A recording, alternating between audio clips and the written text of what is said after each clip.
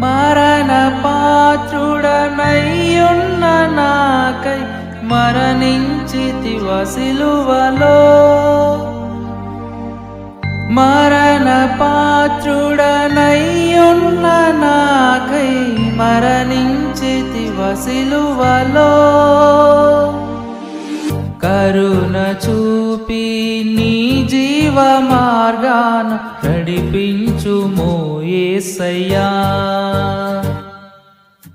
కరుణ చూపి నీ జీవ మార్గాన నడిపించుమో యేసయ్యా. ఏడాది